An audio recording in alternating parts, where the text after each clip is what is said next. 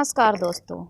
तो आइए एक कहानी के माध्यम से सुनते हैं ब्रह्मजाली से मुक्ति। ब्रह्मजाल से मुक्ति कैसे पाएं? तो आइए सुनते हैं। नमस्कार दोस्तों।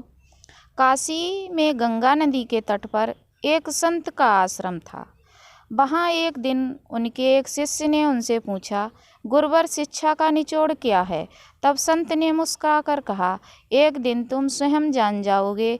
उस समय बात हो गई। लेकिन कुछ समय बाद एक रात संत ने उस शिष्य को एक पुस्तक देकर कहा, भक्त, इस पुस्तक को मेरे कमरे में तख्त पर रख दो। शिष्य पुस्तक लेकर कमरे में गया, लेकिन तत्काल पुस्तक कमरे में रखे बिना ही लौट आया। वह डर से काँप रहा था। संत ने पूछा, क्या हुआ? इतने डरे हुए क्यों हो? शिष्य ने कहा, गुरुवर कमरे में सांप है। संत ने कहा, ये तुम्हारा भ्रम होगा। कमरे में सांप कहाँ से आएगा?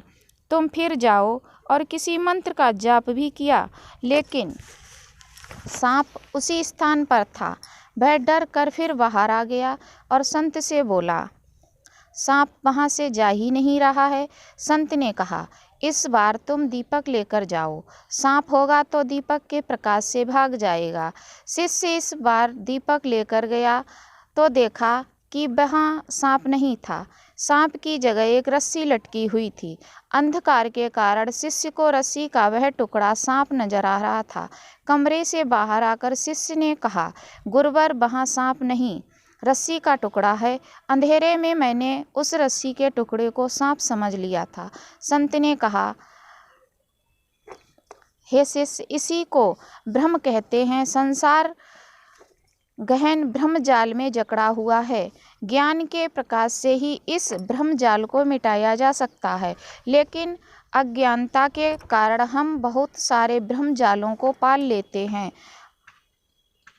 अथा दीपक के अभाव में उसे दूर नहीं कर पाते। ये दीपक का प्रकाश संतों और ज्ञानियों के सत्संग से मिलता है। जब तक हमारे अंदर दीपक का प्रकाश प्रचलित नहीं होगा, तब तक हम ब्रह्मजाल से मुक्ति नहीं पा सकते।